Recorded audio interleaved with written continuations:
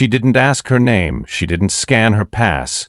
Claire Benson just looked Avery Thompson up and down, her polished black skin glowing faintly under the cabin lights, her platinum ticket held neatly between calm fingers, and without hesitation, Claire tore it in half. "You're in the wrong section," she snapped, her voice cutting and cold, sharp enough to turn a row of whispered conversations into silence. Economy, or wherever people like you can afford." The cabin froze, wrapped in an instant hush so heavy it seemed to press the air thinner. A man in seat 3B lowered his newspaper but didn't speak. A woman in 2D clutched the thin gold chain at her neck as if it could shield her from witnessing what she could not prevent. No one moved. No one spoke. Avery Thompson, her posture unbending yet graceful, bent at the waist without a word and retrieved the torn pieces of her platinum boarding pass from the aisle carpet. The sound of paper brushing against the floor was the only sound as she returned to her full height, slid the halves into the side pocket of her leather handbag, and then, without hesitation, sat down in seat 2A, folding her tailored charcoal suit jacket beneath her as if nothing had happened at all. But everything had happened. Claire Benson remained standing over her, arms crossed tightly against the crisp fabric of her navy uniform, lips pulled into a tight line, satisfied in a way that only authority mixed with prejudice could satisfy. Her eyes narrowed, weighing Avery as less than her platinum card should have commanded, as less than human dignity should have protected. "You think a fancy ticket buys you this seat?" Claire muttered under her breath, but just loud enough for Avery to hear. "Some of us remember how Vanguard rejected our people." She smirked as though the insult itself were a favor. Avery turned her head slowly, her eyes cool but glinting with the clarity of recognition. "You mean Horizon Dynamics," she replied, her voice soft, clear, controlled. Her gaze did not rise in challenge but carried a weight far heavier, a record of knowing. Claire stiffened, caught unprepared that Avery knew exactly which corporate ghost she was invoking, exactly what resentment she carried hidden beneath a polished exterior. In 2C, Margaret Clark, the aging private equity doyen whose name moved like shadow money across too many boardrooms, leaned toward Avery with a smile tight as a purse string. "Darling, you can switch with me if you like," she offered, voice syrupy sweet but thick with condescension. "I think you'd be more comfortable in the back." Avery did not respond. She did not look at Margaret. She didn't need to. The offer was never meant as a kindness, but as a confirmation of where people like Margaret believed people like Avery should go.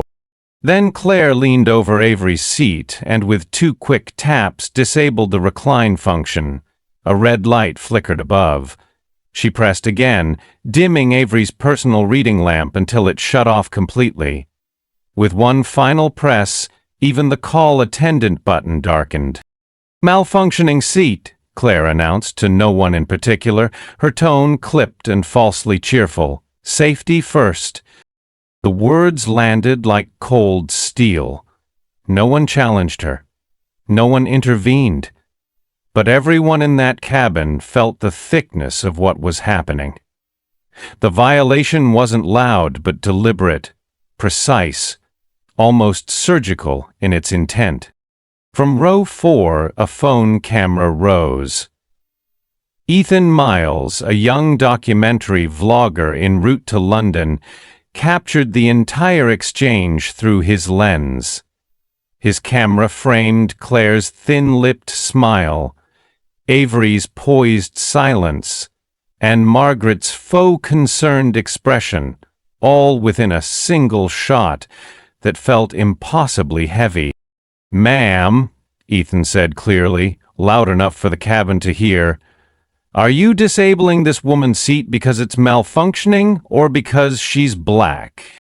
The question sliced the silence in half, raw and sharp. Across the aisle, Leah Kim had already gone live to her 1 million followers. Her caption was stark. Apex Air exposed, Avery Gate. Claire spun around, her mask of command slipping as her voice cracked. Phones down or security will be called.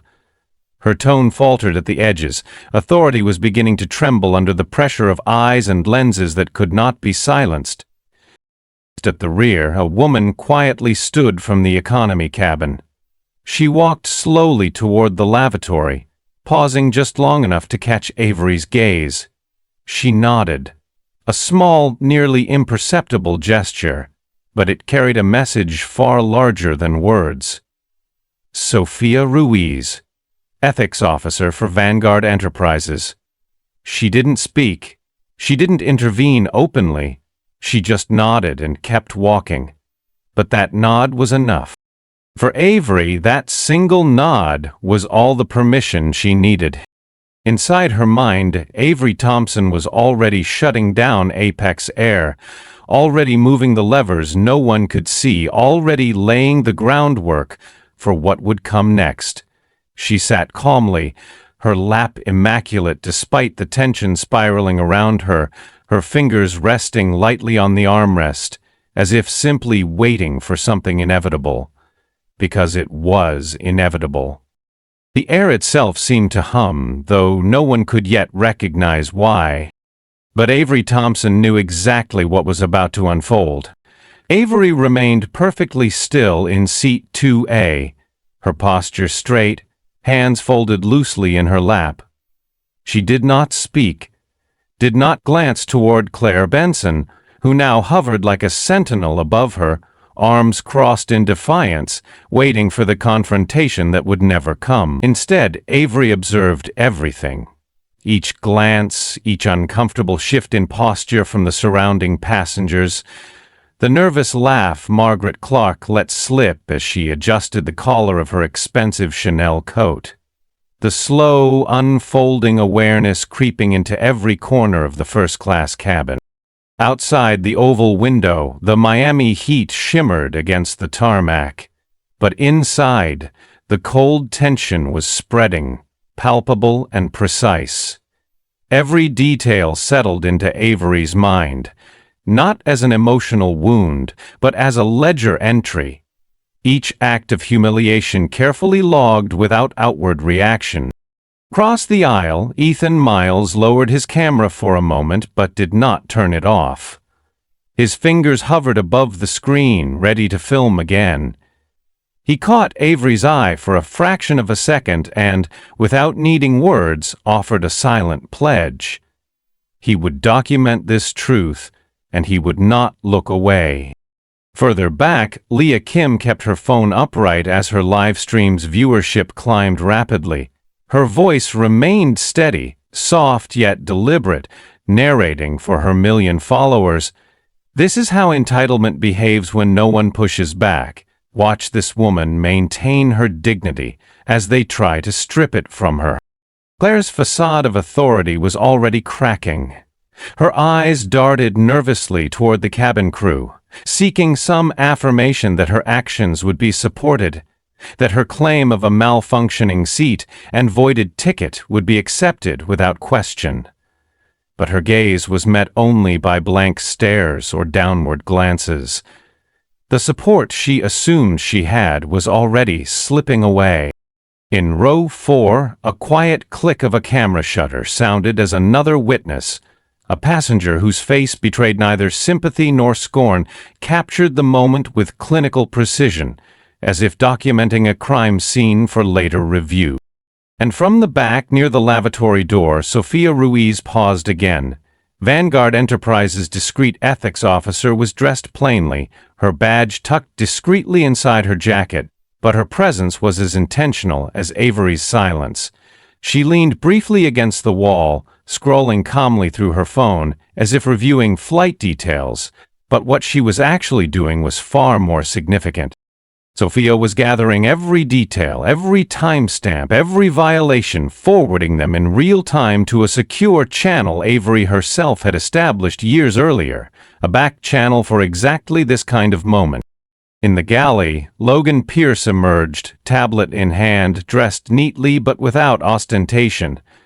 He moved with a precision that commanded attention without demanding it, stepping smoothly into the aisle as if he belonged there, and he did.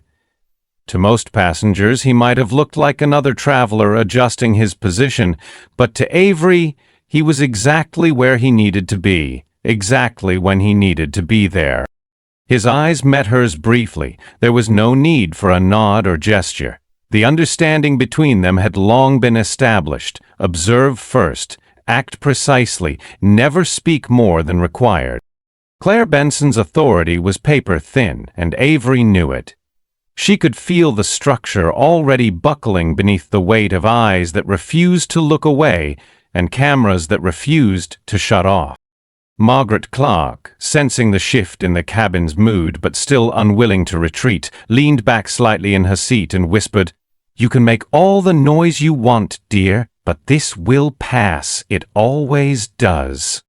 Avery finally turned her head, slowly and deliberately, fixing her gaze on Margaret for a single moment, a look that conveyed no anger, no bitterness, only inevitability. Margaret shrank slightly, tightening the silk scarf around her throat. The atmosphere thickened further when a man in seat ton D, silent until now, cleared his throat. His voice, gravelly but firm, cut through the tension without aggression. "She hasn't even spoken, yet they act like she's causing a scene." His statement was not loud, but it was enough to tip the balance further. Other passengers began to shift, to murmur, to recognize not just the discomfort of the moment, but its injustice. The cracks in Claire Benson's control widened. Avery's silence was not passivity, it was strategy. With each breath she took, more allies emerged. Not all vocal, not all visible, but present nonetheless. The tide was turning, slowly but unmistakably. At that moment, Sophia Ruiz sent one final message from her phone. A secure alert to Robert Ellison, the chairman of Apex Air's board, flagged with the highest urgency. Attached to the message were Claire's actions, Margaret's patronizing remarks, and a copy of the manifest confirming what Avery already knew, and what Apex Air's systems would soon be forced to acknowledge. In seat 2A, Avery closed her eyes briefly, her breathing steady, her hands unmoved. She was patient because she could afford to be. Power does not always need to rush. The pieces were aligning. Every glance, every word, every insult, they were being woven into a record that could not be undone. Avery Thompson sat still, but the air around her was alive, charged with the quiet momentum of inevitable consequence. Sophia Ruiz remained a shadow in plain sight, her presence almost invisible to anyone who didn't know to look.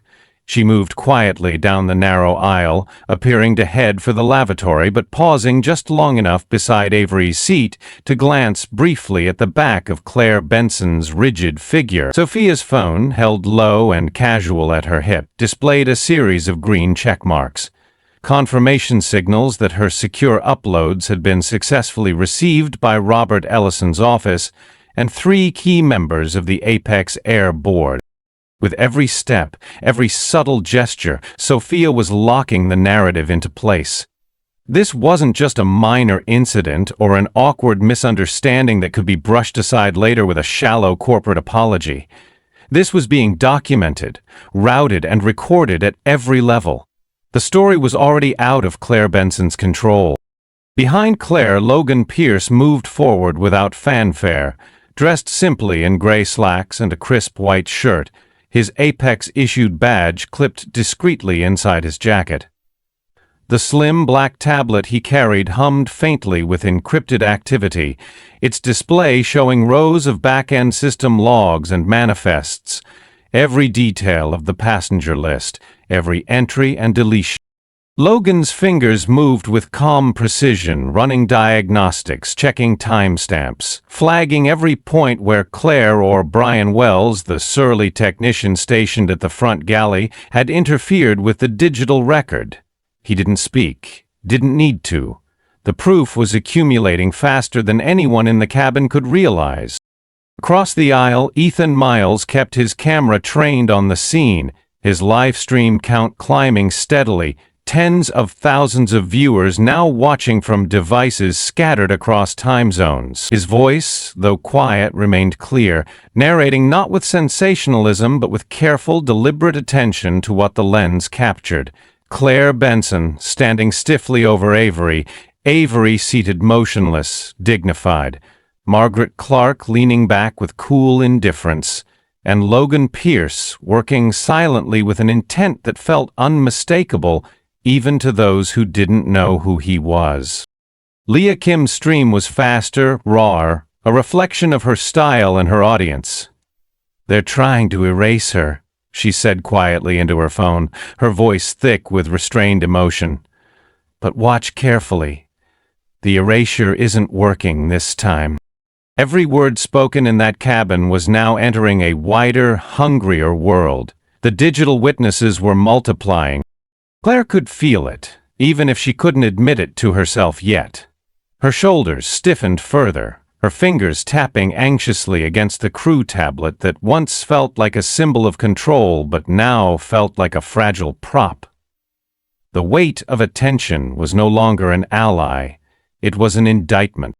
Brian Wells, standing behind her, glanced nervously at Logan's tablet as if sensing too late that his quiet manipulations of the passenger manifest were already being undone line by line. The screen he held reflected his anxiety in cold pixels. Errors flagged, audit trails exposed, unauthorized overrides blinking in red. Margaret Clark's confidence was beginning to crumble as well. She reached for her glass of sparkling water, her fingers trembling slightly. Her eyes darted from passenger to passenger, from Logan's calm efficiency to Sophia's patient documentation. No one was shouting, no one was flailing, and that unnerved her more than outrage ever could.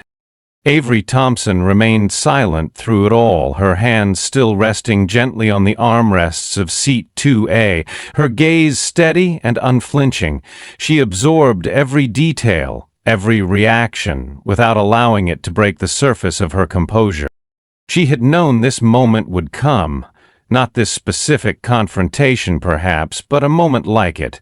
The quiet culmination of years spent moving through spaces where people like Claire and Margaret believed they held the right to define who belonged. Avery's silence was not acquiescence. It was anticipation. Near the rear of the cabin, Sophia Ruiz completed her final upload. A complete package of photographic evidence, video footage, manipulated system logs, and first-hand witness statements, all encrypted and delivered securely to Robert Ellison's executive inbox. She then paused one final time and met Avery's gaze from across the length of the first-class cabin. The smallest of nods passed between them, almost imperceptible but filled with quiet power. Logan Pierce stepped forward slightly, positioning himself between Avery and Claire, though not aggressively. He didn't raise his voice. He didn't need to assert dominance. His mere proximity was enough to shift the energy in the aisle. His tablet was ready, his records complete. In that charged silence, it was clear to everyone in the cabin, even those who tried to pretend otherwise, that something irreversible had begun. The momentum was no longer in Claire's hands. The story was writing itself, line by line, data point by data point, live and permanent. Avery still had not said more than a handful of words since she boarded, but her allies were speaking for her. In documentation, in live streams, in system audits, and their voices could not be silenced or ignored. The tide had turned quietly, almost imperceptibly, but definitively. Margaret Clark's confidence, which moments earlier had seemed as polished as her cream Chanel coat, was fraying at the edges. She leaned forward, eyes sharp but her smile too tight, her fingers slipping a folded envelope into Claire Benson's palm with a practiced ease honed over years of boardrooms and backroom dealings. "Some people don't belong up here, and we both know it," she murmured under her breath, her voice wrapped in silk but heavy with entitlement. The transaction was small, quick, and should have disappeared unnoticed. Just another invisible exchange between privilege and prejudice. But nothing was invisible anymore. Ethan Miles' camera, focused and unwavering, caught the precise moment Margaret's fingers curled around the envelope and Claire accepted it without hesitation.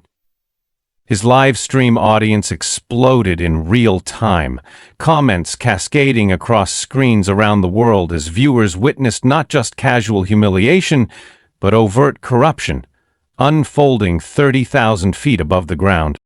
Leah Kim's voice broke slightly as she narrated to her million viewers.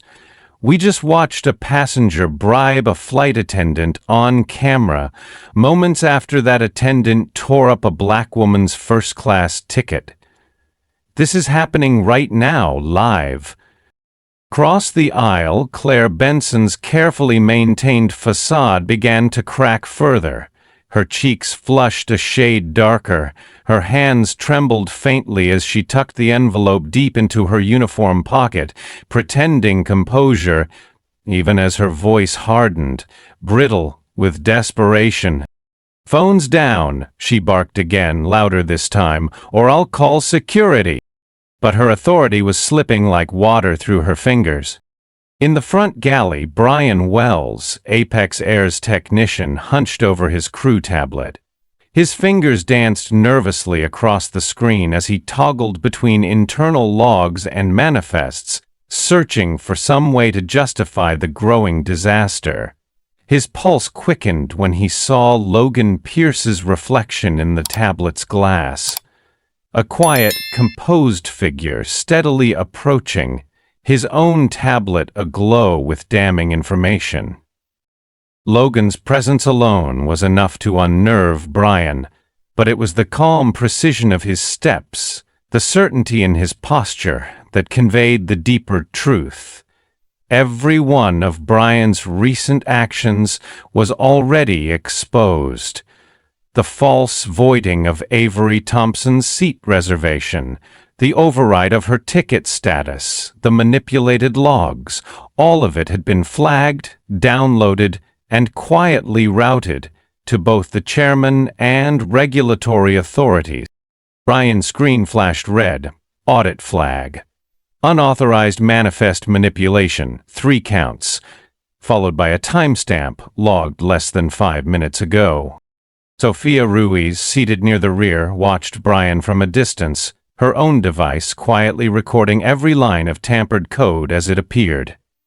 She had anticipated this, even before Brian began his panicked edits. The digital paper trail was already too long, too detailed to erase.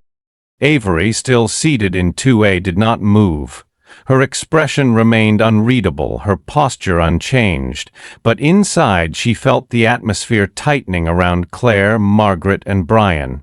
This was no longer simply about bias or entitlement. It had escalated into proof, into documentation, into a story that could no longer be managed by silence or dismissed as an unfortunate incident. Margaret shifted uneasily in her seat, her eyes darting between passengers who were no longer passive observers but active participants in a collective witnessing. The shame she had expected to impose on Avery was ricocheting back onto herself. Claire, sensing the shift but still grasping for control, leaned over Avery's seat once more and pressed the recline button again, as if disabling Avery's comfort would somehow restore her lost authority. The light above the seat flickered but did not respond. Logan had already quietly overridden her manual controls from his tablet, locking them out before she could attempt another abuse of her position. A ripple of whispers spread through the first-class cabin. More passengers raised their phones, recording openly now, emboldened by the knowledge that the moment had passed the point of containment. A man in seat ton C, who until now had remained silent and distant, spoke quietly but firmly. "She's not the one out of place here." His words carried a surprising weight, a validation that seemed to give the cabin permission to shift.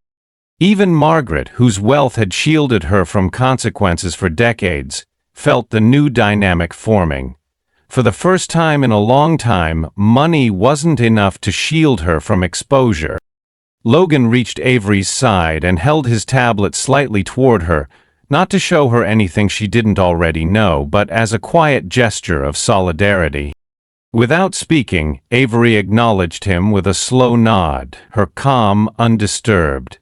Her silence remained her sharpest weapon, her presence steady and resolute. The balance of power was no longer theoretical. It was shifting, quietly, irreversibly. As the architecture of abuse that Claire, Margaret, and Brian had relied upon for so long began to crumble under the simple, unrelenting pressure of truth. Claire Benson stood frozen now, her face pale beneath her makeup, clutching her crew tablet like a fading shield. Each tap of her finger felt slower, heavier, as if the very system she once commanded resisted her now. She turned to Brian Wells, her voice sharp but faltering. "His seat has been marked cancelled," she insisted, tilting the crew tablet for him to confirm. Brian barely glanced at the screen, nodding quickly. Too quickly, a reflex born not of certainty but loyalty, blind and fragile. Their alliance was unraveling. Margaret Clark, who moments earlier whispered bribes as if they were private currency, adjusted her scarf, sensing what was coming. She crossed her arms and settled into her seat, her eyes flicking to the passengers around her. Their glances no longer avoided hers. They judged her now. Avery Thompson remained silent in seat 2A, her charcoal suit unwrinkled, her polished shoes flat against the floor, her breathing steady. She exuded a stillness that seemed at odds with the chaos rising around her. Logan Pierce leaned in just slightly and spoke low, audible only to her. "Chairman Ellison is online. Sophia's uploaded all records. We're green across all channels. Ready on your word." Avery nodded once, imperceptibly. Then she lifted her own slim tablet from her leather tote, sleek black embossed with the Vanguard Enterprises crest. Her fingers moved lightly, deliberately. She tapped 3 times, paused for a heartbeat, then tapped once more. From above, an almost imperceptible mechanical whir began, startling Claire and Margaret. The projector embedded in the cabin's ceiling, a device most passengers assumed was only for in-light safety briefings, lowered smoothly and silently. The entire cabin fell into an expectant hush as the screen flickered to life. The Vanguard Enterprises logo appeared first, bright and unmistakable, followed by a sharp, crystal-clear live video feed of Apex Air's executive boardroom in New York. Every executive in that room, some straightening their ties, others already pale and bracing, was visible now to the entire first-class cabin. No longer removed by geography or hierarchy, they were present, exposed, watching the very passengers their staff had demeaned and dismissed. A digital timer appeared in the corner of the screen. 4 minutes, 59 seconds. 4:58, 4:57. A shareholder meeting had begun, and Avery Thompson was the majority. The cabin atmosphere shifted instantly, transforming from a tense confrontation to something heavier, almost sacred. Every passenger felt the weight of what they were witnessing. A reckoning unfolding not behind closed doors, but right here, in the space where the offense began. Margaret Clark blinked twice, stiffened, then leaned forward as if to object, but found no words. Brian Wells took an involuntary step backward. His tablet, which just moments ago granted him quiet power over passenger records, now felt useless, because it was. Sophia Ruiz had already locked him out of the system remotely. A soft red warning flashed across his device. Access revoked. Administrative override. Claire Benson's grip on her tablet slackened as the reality dawned that the screen above her, playing out live for everyone to see, had stripped her final illusion of authority. Avery's voice finally emerged. Calm, precise, but resonant. "This," she said softly, "is the shareholder meeting you never thought would happen in this cabin." Passengers turned fully in their seats now, some recording, others simply watching, breath held, hearts heavy with the gravity of what was unfolding. A man in seat 2D muttered under his breath, "She owns it. She owns this airline." The words traveled through the cabin like a quiet chant, awakening realization in even the most oblivious passengers. Margaret Clark shrank back into her seat as if the luxury materials she surrounded herself with could protect her from this moment. Claire Benson, standing in the aisle, felt the final collapse of the control she had so confidently exercised moments before. Behind Avery, Logan Pierce lifted his tablet slightly higher, displaying a live verification from Vanguard's system showing Avery Thompson's controlling interest in Apex Air Holdings. 51% stakeholder effective this quarter. Sophia Ruiz remained seated quietly in the economy cabin, her device still active, monitoring every connection, every feed, every attempt, however feeble, to interfere with what was now irreversible. The countdown continued. 3:42, 3:41. Avery remained seated throughout, her body language still composed, her hands resting lightly on her lap. But every passenger understood now that she had never relinquished control. Her silence had never been submission. It was calculation. Then she spoke again, her voice low but carrying easily through the stillness of the cabin. "I suggest everyone remain seated," she said, "not as a flight attendant might, but as an owner. A leader, a woman who had just rewritten the rules of power at 30,000 feet. And with that, the meeting continued. Live, undeniable, permanent. The projector screen above the aisle remained bright and steady, casting a cool glow over the first-class cabin, its image crisp and unavoidable. Faces of Apex Air's board members filled the screen, their expressions a mixture of discomfort and dawning recognition. Realization that what was unfolding inside this aircraft would soon ripple far beyond this cabin into headlines, boardrooms, and courtrooms. Claire Benson stood rigid, still clutching her crew tablet, but her face now pale and tight, her mouth slightly open as if she were about to speak but no words could form. The cabin had become not just a setting but a stage, and every gesture, every glance, every moment was now recorded, broadcast, and permanent. Avery Thompson remained seated in 2A, her posture unchanged, her calm profound. Her silence had already condemned them, more than any raised voice could have. Then Logan Pierce stepped forward, standing just beside Avery's seat, his tablet in hand. His voice was measured but clear enough for the entire cabin to hear. "Chairman Ellison is on a secure line," he said, speaking to Avery but ensuring Claire, Brian, and Margaret could all hear. "The board has reviewed the footage. Sophia Ruiz has authenticated the logs and uploaded the manifest tampering evidence.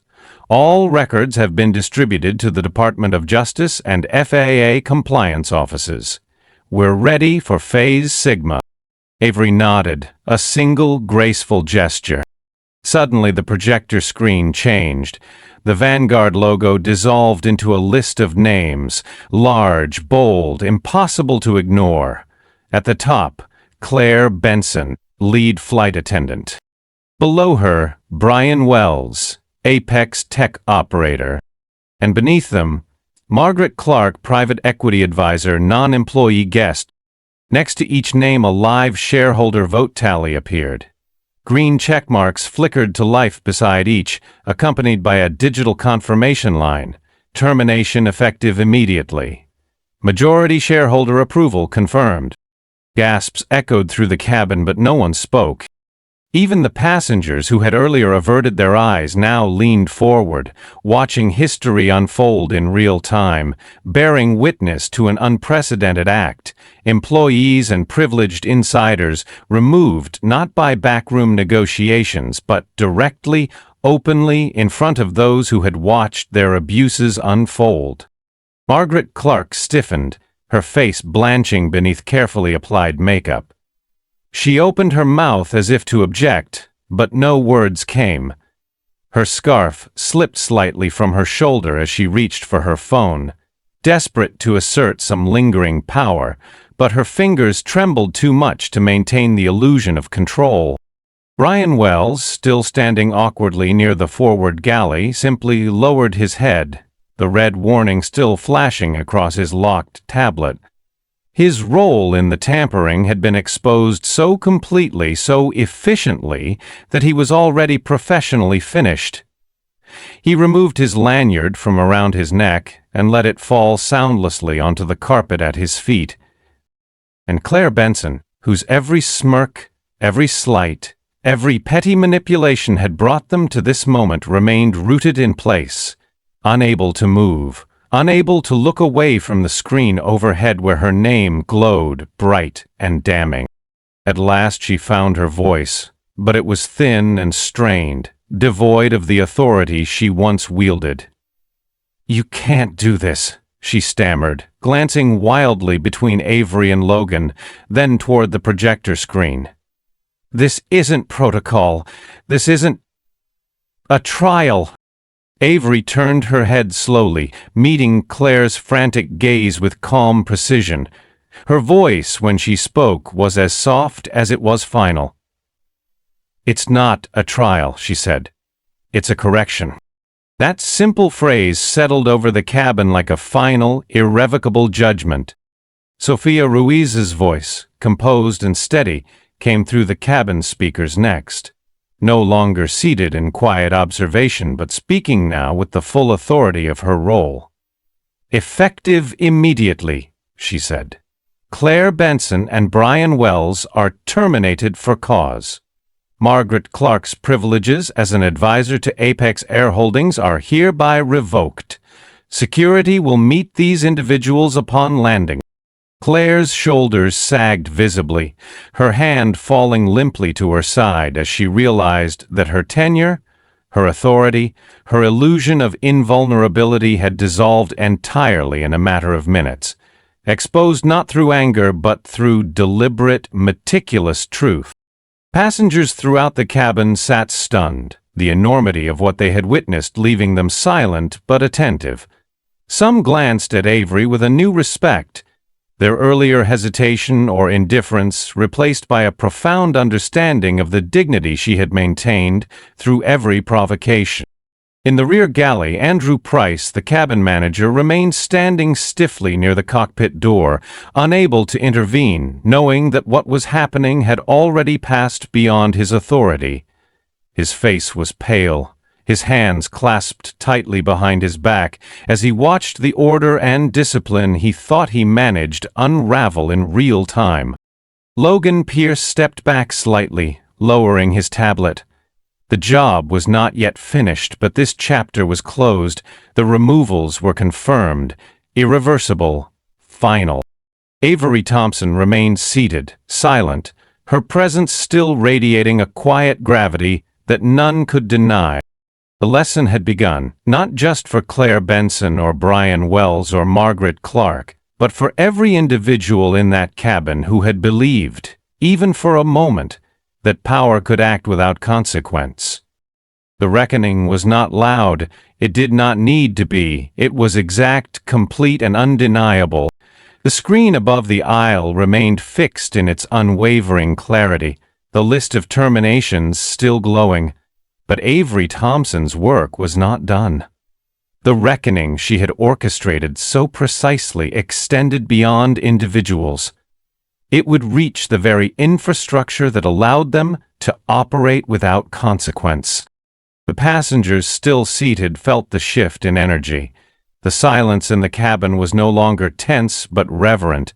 Many understood they were bearing witness to something more than justice. They were watching history being written in real time. Logan Pierce leaned slightly toward Avery's seat and spoke quietly. "We have full system control. FAA acknowledgement received. Sophia's override protocols are in place. Fleet-wide lockdown ready at your word." Avery nodded once, calm and precise. Across the aisle, Claire Benson sat slumped now in the jump seat, her uniform no longer a symbol of authority but a costume stripped of power. Brian Wells remained near the galley door, pale and defeated, clutching nothing, while Margaret Clark simply folded her arms tightly, her scarf pulled high around her neck, as if to shield herself from the weight of humiliation. They were witnesses too, but no longer protected by their positions or privilege.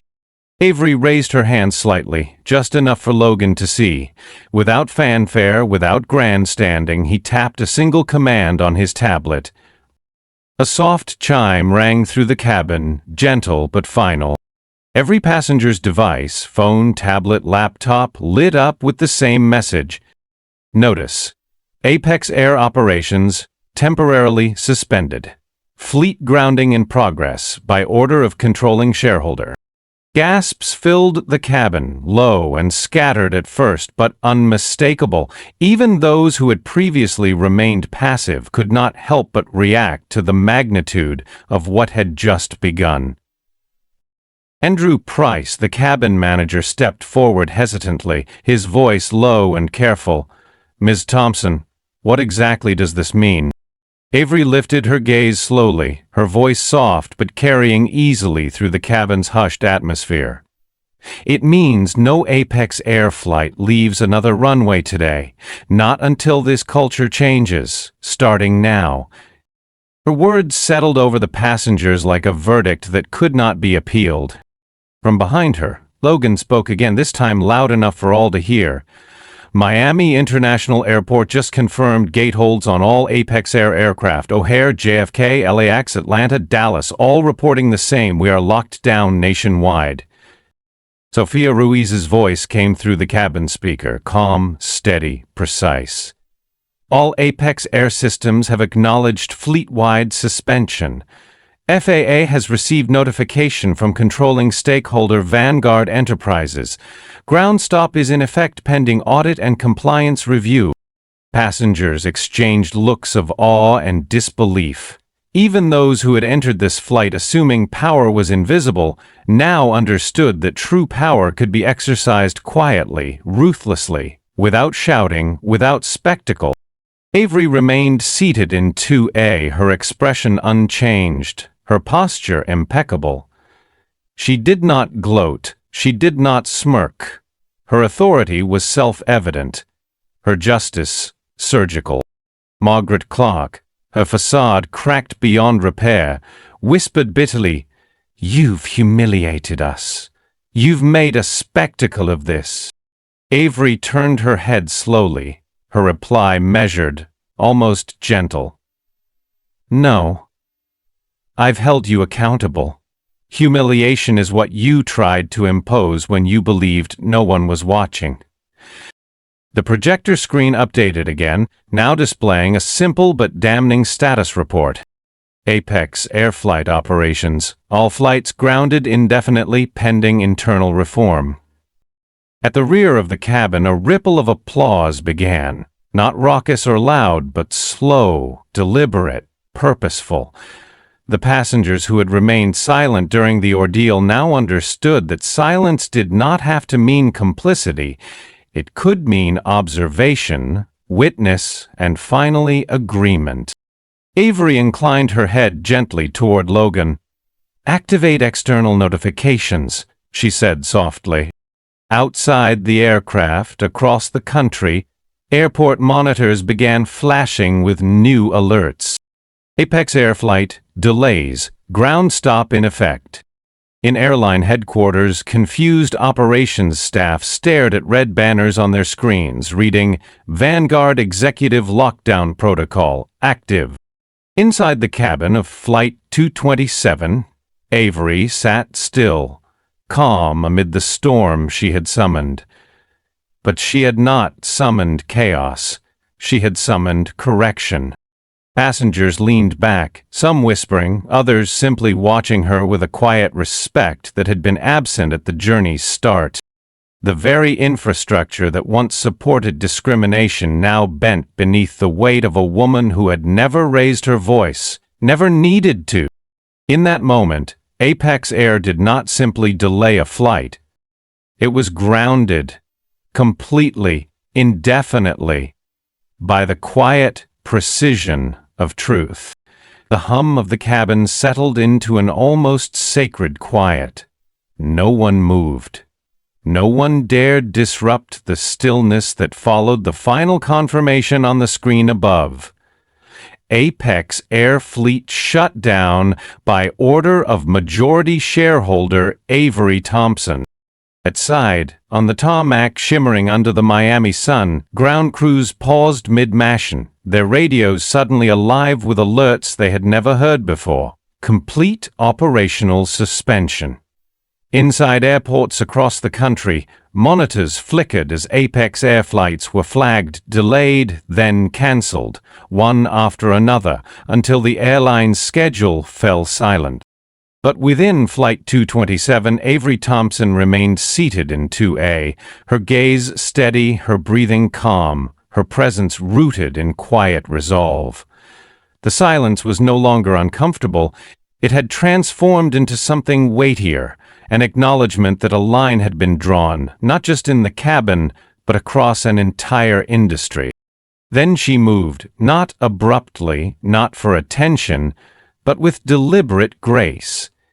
She reached into her bag and retrieved another device, smaller and darker than the first, smooth and matte, its screen waking at her touch with a soft glow.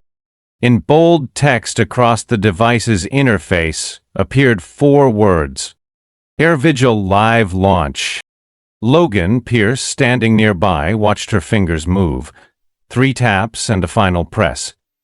No one in the cabin could see exactly what she had done, but a ripple began almost immediately. Notifications appeared on passengers' tablets and phones, banners on news sites refreshed with breaking headlines, and tech media feeds flashed a new alert. Leah Kim, still streaming despite tears threatening to undo her eyeliner, read the headline aloud for those near her. Vanguard CEO launches AI oversight platform for bias in transportation in response to Apex incident. Ethan Miles, his camera now lowered but still rolling, whispered into his microphone. She's not just grounding flights, she's changing the rules of how this entire system operates. Passengers turned their devices toward one another as notifications poured in. AirVigil, an AI-driven platform designed to monitor, document, and expose discrimination in real time across airlines, hotels, rental agencies, and service industries nationwide.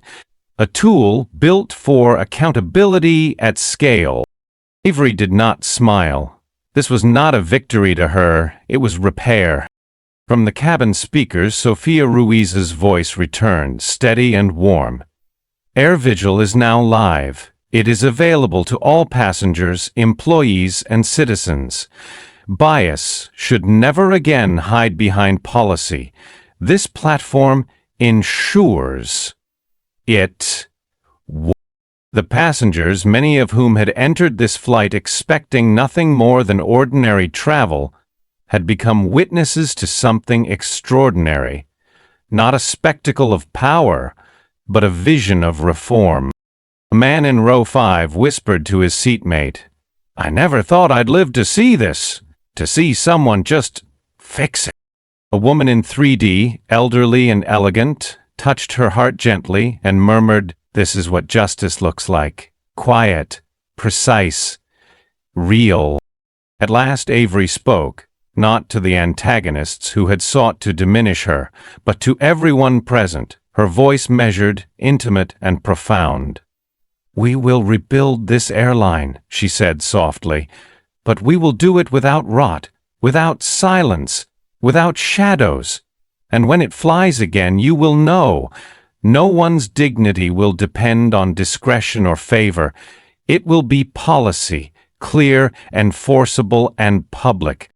She turned briefly to Claire Benson, Brian Wells, and Margaret Clark, who now sat diminished, stripped of their practiced authority. "You're free to go when we land," she added, voice still calm. "But know this. Your names will not vanish. They will remain in training manuals, in ethics guidelines, in case studies, as examples of what this system once allowed and what it will no longer tolerate." Andrew Price, the cabin manager, stood by the galley door, silent but listening, his posture now changed, not defensive but humble. At the front of the cabin, Logan Pierce's tablet flashed one final confirmation. Air Vigil adoption request from U.S. Department of Transportation. Received. Sophia Ruiz, walking softly down the aisle, stopped briefly beside Avery's seat. Without words, she placed a hand gently on Avery's shoulder, a gesture of solidarity, of gratitude, of recognition. Then Avery rose, not for applause, not for acclaim, but to close the loop. She moved slowly down the aisle, passing every passenger, some of whom nodded deeply, others reached out to touch her sleeve lightly, quietly whispering, "Thank you." A father, seated near the exit row, held his child a little tighter as she passed and said simply, "You didn't just ground an airline, you lifted something off our backs." By the time Flight 227 returned to the gate, the world outside had already changed. Media trucks waited, headlines pulsed across screens in every terminal. But inside the aircraft, the passengers moved with quiet reverence. Avery waited until the last passenger had deplaned before gathering her belongings. She stepped onto the jet bridge not as a CEO reclaiming control, but as a woman reclaiming the very definition of belonging. Her legacy would not be that she shut down an airline. Her legacy would be that she built a new standard, for justice, for dignity, for truth that did not have to shout to win. And as she exited into the Miami sun, Avery Thompson did not look back. She did not need to. The work had already begun.